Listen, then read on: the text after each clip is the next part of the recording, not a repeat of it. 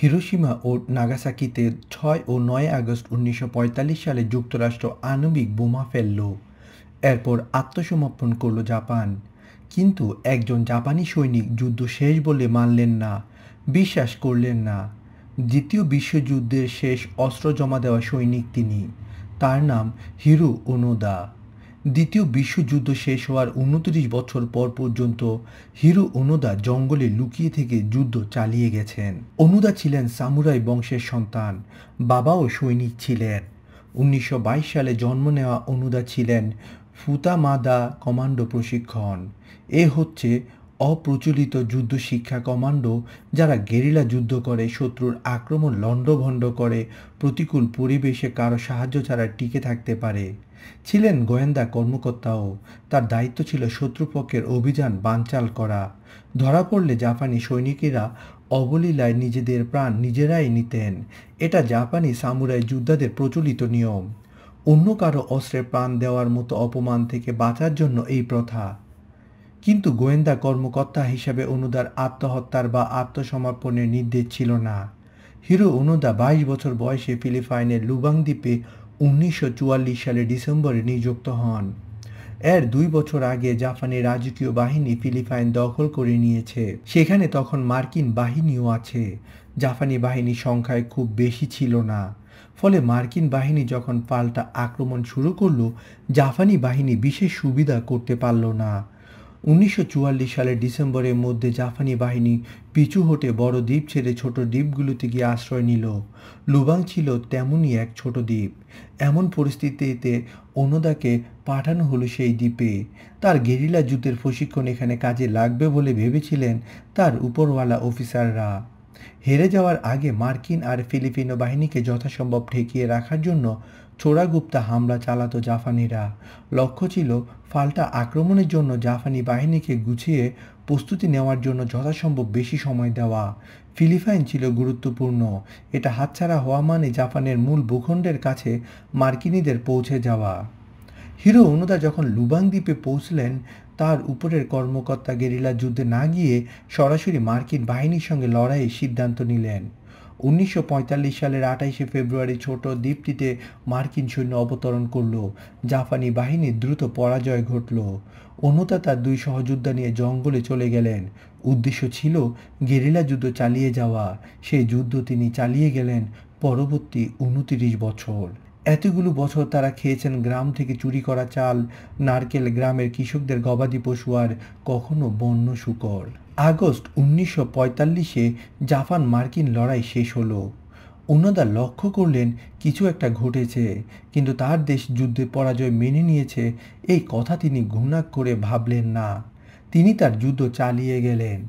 স্থানীয় বাসিন্দাদের সহায়তায় তার খোঁজে আসা পুলিশের সঙ্গে লড়াই চলতে লাগলো। নিজ বাহিনীর সঙ্গে ওনোদা আগেই যোগাযোগ হারিয়েছিলেন। মার্কিনিরা কয়েকবার চেষ্টা করল খবর পৌঁছানোর যে যুদ্ধ শেষ হয়েছে। এমনকি উড়োজাহাজ থেকে লিফলেটও ফেলা হলো। ওনাদের হাতেও সেই লিফলেট পড়ল। তিনি একে ধোঁকা দেওয়ার প্রচারণা বলে উড়িয়ে দিলেন। তাকে ট্রেনিংয়ে যে এসব শেখানো হয়েছিল। ১৯৪৫ সালের শেষের দিকে আরও লিফলেট ছাড়ানো হলো। সেখানে নিযুক্ত জাপানি বাহিনী জেনারেল তোমোউকি ইয়ামাসাতির আত্মসমর্পণ করার আদেশও ছাপানো ছিল। একেও ওনোদার দল ধাপ্পা বলে ভেবে নিল। সামুরাই বংশের ছেলে ওনোদা কল্পনাও করতে পারেনি যে তার দেশ জাপান আত্মসমর্পণ করতে পারে। তাকে তো শেষ যুদ্ধে বেঁচে থাকা পর্যন্ত যুদ্ধ করতে শেখানো হয়েছে। সুতরাং ওনোদার ৩ জনের বাহিনী যুদ্ধ চালিয়ে গেল। ১৯৪৯ সালে একজন যোদ্ধা ইউচু আকাতুস ধারণা করলেন যুদ্ধ বোধহয় শেষ হয়েছে। তিনি দল থেকে আলাদা হয়ে ফিলিপিনো বাহিনীর কাছে আত্মসমর্পণ করলেন। এবার পুরো পৃথিবী ওনোদার যুদ্ধ সম্পর্কে জানতে পারল। ওনোদার পরিবারের সঙ্গে যোগাযোগ করে তাদের হাতে লেখা চিঠি ও লিফলেট করে উড়োজাহাজ থেকে ছাড়ানো হলো ১৯৫২ সালে। ওনোদা এটাও প্রচারণা বলে উড়িয়ে দিল।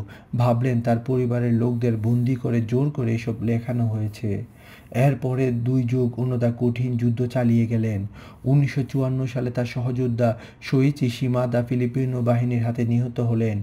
১৯৭২ সালে গ্রামের এক চালের দোকান জ্বালানোর সময় শেষ সহযোদ্ধা কিনশিচি কোজোকা পুলিশের গুলিতে মারা গেলেন। ওনোদা এবার একা।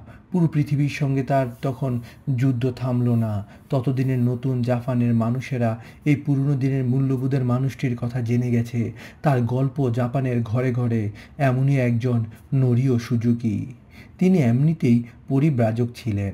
ঘোষণা করলেন যে তিনি অনুদার সঙ্গে দেখা করবেন। সুজুকি সফল হলেন। অনুদার সঙ্গে তার দেখা হলো। বৃদ্ধ যোদ্ধাকে বললেন, সম্রাট আর জাপানের মানুষ আপনাকে নিয়ে দুশ্চিন্তা করছে। সম্রাট ছাড়া আর কারো কথায় অনুদা টলবার মানুষ ছিলেন না। অনুদা বললেন, আমার ঊর্ধ্বতন কর্মকর্তার আদেশ ছাড়া তো আমি যুদ্ধ থামাতে পারি না।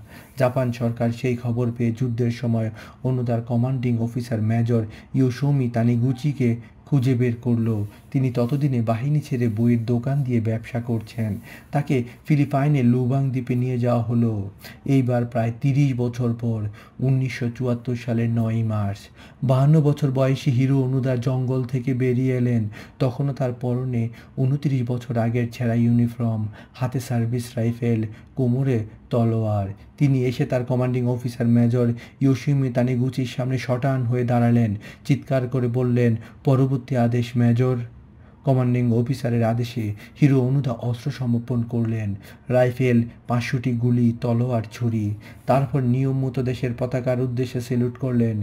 শেষ হলো 29 বছরের যুদ্ধ। তিনি যুদ্ধাপরাধ থেকে অব্যাহতি পেলেন আত্মসমর্পণের শর্তে। দেশে তিনি বীরের সম্মান পেলেন, কিন্তু যুদ্ধ পরবর্তী জাপান মেনে নিতে পারেননি। অনুদা যুক্ত হয়েছিলেন শক্তিশালী যুদ্ধপ্রিয় জাপানি জাতি গঠনের জন্য ডানপন্থী রাজনীতিতে। তিনি মারা যান 2014 সালের 6ই জানুয়ারি। মৃত্যুর আগে জাপানি শিশুদের প্রকৃতির কাছে নিয়ে যাওয়ার জন্য একটি সংগঠন খুলেছিলেন। বলতেন, এভাবে অনন্ত পুরনো জাপানের কিছু মূল্যবোধ নতুন দিনের শিশুদের শেখানো যেতে পারে। হয়তো দীর্ঘদিনের অরণ্যবাসের কারণে এ ইতিবাচক ফল তিনি পেয়েছিলেন।